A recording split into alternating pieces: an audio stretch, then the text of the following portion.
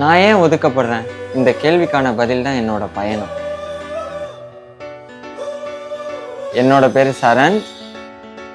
என் கிராம பேர் வந்து மேலக்கொருக்கப்பட்டு.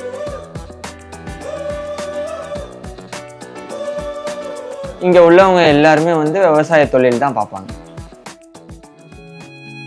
என்னோட நண்பர்கள்னு பார்த்துட்டீங்கன்னா, கண்ணுக்குட்டி காமாட்சி, அவங்க அம்மா மீனாட்சி. என் பேச்சு துணை, என் பொழுதுபோக்கு எல்லாமே இந்த பிராணிகளோட தான். நான் இன்னைக்கு 3 வேளை சாப்பிட்றேன்னா, அதுக்கு எங்க அம்மா, அப்பாவோட உழைப்பு தான் காரணம். எனக்கு கல்வி கொடுத்தது எங்க அப்பாவுடைய பல நாள் தூக்கத்த விட்டு கொடுத்து தான். அப்பா சுமைய இறக்கணும்னு தான் வேலைக்கு போக ஆரம்பிச்சேன். காலேஜ் 5 மணிக்கு முடியும். அத முடிச்சுட்டு ஹோட்டலுக்கு போயிட்டு, அங்க இலை எடுத்துட்டு, அவங்க சொல்ற வேலைய கேட்டுட்டு அப்படியே 10 ஆகும்.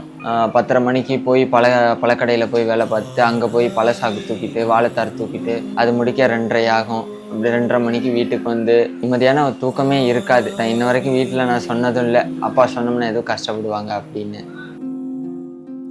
பாதி ராத்திரி பசிச்சாலும் எனக்கு வந்து எந்திரிச்சு சமைச்சு குடுத்துட்டு தான் தூங்குவாங்க.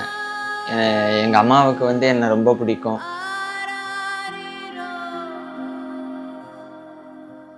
எனக்கு கலை மேல ஆர்வம் ஏற்படுறதுக்கு காரணம் யாருன்னா, இளையராஜா சாருடைய பாடல்கள் தான். இன்னமும் பொறந்ததுலேருந்து அவர் பாடல் தான் கேட்டுட்டு இருக்கேன். இப்பயும் அவர் பாடல் தான் கேட்டுட்டு இருக்கேன். இனிமேலும் அவர் பாடல் தான் கேட்பேன்.